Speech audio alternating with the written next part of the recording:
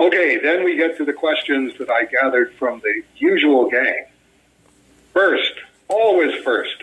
I bet he's writing his next questions as I type this. So I'm missing a line there. The next line is, as I type this, you read this, or we record this. MJ, Mike, Dodger, Sewall, author, restaurateur, Cerebite, questioner, asks. Hello, Manly Matt and Canadian-y Dave Sim. I loved looking and reading through Albatross 1, the exact, and now I'm missing a line. Replica of the notes for making early issues of service. And there are quite a few notes for various things, promotion campaigns, side projects, and scheduling, among others. You seemed crazy busy back then, perhaps even on a lunatic scale. And then I'm missing about 3 words. Question for Dave. Question for Dave. Do you actively remember keeping that crazy monthly schedule? It wasn't really crazy from my perspective. It's to this day, there's always the balancing act of, as Alfonso Espinos calls it, living the dream of doing comics, and it's starting to edge over into nightmare when you go, particularly with a monthly schedule, you can't. There's not a lot of margin for error, but I will say that I never let go of the core fact, which when Cerebus went monthly around issue 14, there's 30 days in the month. Some of the months have 31 days. It's a 20-page comic book.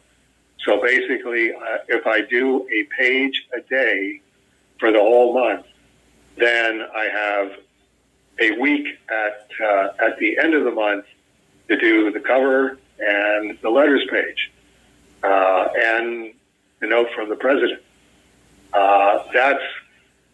That's only considered lunatic by most comic book artists, most comic book creators, because the pressure gets to them. I mean, you run a restaurant out there in sunny California, a fish and chips place. It's the same kind of thing. It's like there's X number of things that you have to do in the course of a given month to keep up with everything that needs to be kept up with in running a restaurant.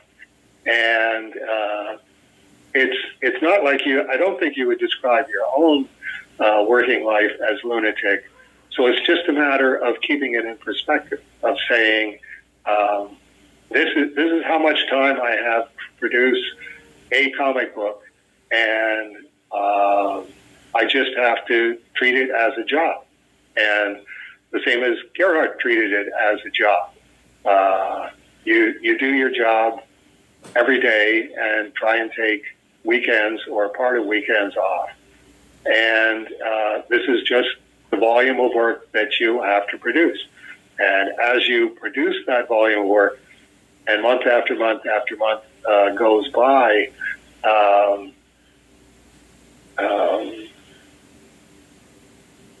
it becomes not only second nature but first nature. This is what I do. This is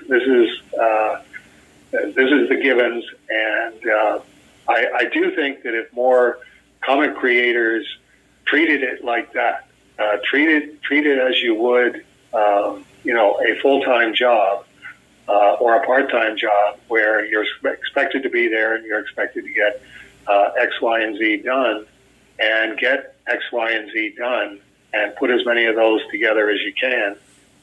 And before you know it, my son, you're a professional. Then we've got, do you remember, any younger Dave memories of that time. No, I can't say. I think it's one of the more remarkable things of working on Cerebus, doing a 6,000-page graphic novel, that there are maybe 3 or 4 pages out of the 6,000 pages where I can go, okay, I know what was happening when I worked on that page.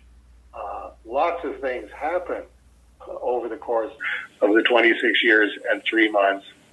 And I would be going, okay, I'm never going to forget this experience. I'm never going to forget the day that I found out whatever, or this thing happened in the news. But it was never connected to Cerebus. I was working on a page that day, but if you ask me, okay, what page were you working on, as an example, when 9/11 happened, I can find the area of the story where Cerebus was with his broken leg trying to go up the stairs in the dark, and it's one of those pages. But that covers about 2 or 3 pages. If you said, what was the specific page on 9/11? It would be, I can narrow it down a bit, but this is all I can narrow it down to. It is a separate reality that needs to be dealt with as a separate reality. That's part of being a professional. Codasol to question 1. Question. Looking through Albatross, and there's a line missing there, and it says, remember that at all. That's where looking through Albatross 1, did you see anything and said to yourself, wow, I don't remember that at all? Oh, that happens a lot. I mean, I don't look through Albatross 1 very often, but I did pull out the actual notebook when you were asking about that, and flip to the first page, and you can see if you've got a copy of the notebook. There are on the first couple of pages there are whole paragraphs taken out where really I'm trying to method act the Syrenist, which you'll notice on the first page of the notebook is called a Selenist. So that's how far along that was, and trying to say, okay, I'm just thinking out loud on paper. Some of this I'll be using, but I'm going to have to write a lot of it before I get to the part that I will actually be using. And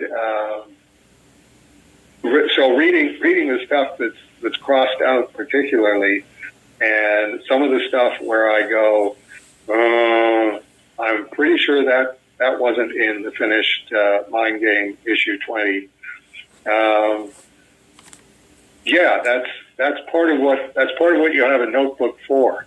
Is the same as when you're learning to do something, you learn by doing. If you're writing and creating a comic book, usually the best idea is to say, okay, what am I trying to say? What am I trying to get to? Let's write down here's my destination, and then see how much scaffolding I need to build to get to that point. This is the point that I want to make, or the punchline that I want to get to. What's the most economical use of verbiage to get to that point? But the other one is definitely, I don't really have a punchline. I don't really have a destination yet, but I need to write this stuff because the Syrenists are going to be very, very important in the book. As I go along, I want to be creating a very, very vivid visual and literary picture of what a Cyrenist is and what a Kebalist is, which I had it at. That was one of the clear destinations, was going, trying to treat female politics as if female politics is just female politics across all females, I think minimizes the difference between mothers and daughters. That a Kebalist thinks differently than a Cyrenist does. So that was definitely one of the things that I went, okay, I've been able to just work out Cerebus on the page, and if I did have to write out what is it that I'm trying to say here, and let's just get to it. This skips down to the codicil, to your codicil.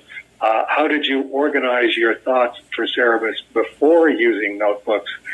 That was how I did it, was pretty much, because it was only 19 issues at the time, all of those 19 issues were vivid in my mind, and I knew I didn't want to get into the Robert E. Howard problem of, okay, this is the chronology that you've been building, and here's where this chronology runs head on into this other chronology, and Mr. Howard, which one is real? And it's like, be telling me. I was just writing pulp stories. I knew, okay, don't treat it as I'm just writing comic books, because if you're able to keep going, people are going to be reading it. Your most devoted readers are going to be reading it very, very closely. Better make sure that it adds up. And I'm missing a line there before using notebooks that picks up with system with a question mark. See how I sneakily snuck in several questions using the codicil system. Oh, the cleverness of me. Well done, Mike Dodger Sewall. Anyway, thanks in advance for your stirring and inspirational answers. Anytime.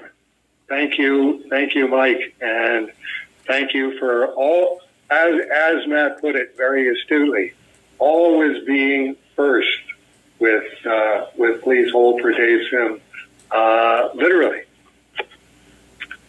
Speaking of which, Tony Dunlop says, shameless plug.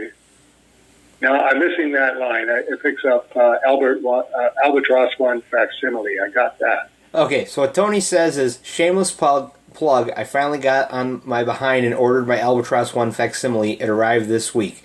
A little spendy, but very well done. Sturdy front and back covers, solid interior pages, and near-perfect reproduction. Nothing against Margaret, but the posts here don't do justice to what you get when you order the, quote, hard copy. A must for any Cerebus fan who wants a glimpse into the inner workings of putting together a monthly 20-page, continuity-heavy comic book. Highly recommended for the dedicated aardvark nerd. Right. And thank you very much, Tony, for that unsolicited testimonial. The only thing I would take issue with is a little spendy. $100 for a notebook is not a little spendy, so you really have to be a dedicated Cerebus fan, and particularly if you find yourself rereading issues 20 through 27, which is what Albatross 1 covers, it's definitely going to enhance your reading experience, but it's 2024, and $100 is $100. Let's not lose sight of that. And as inflation is cooling, cooling is a relative term, because it's still in Canada up towards 3% compounded annually. And man, oh man, if you're only making X number of dollars a week, you're going to find out exactly how fast the treadmill that you're running on is running at. So thank you again, Tony, for looking at it and going, it's a little spendy, and being able to say it was money well spent.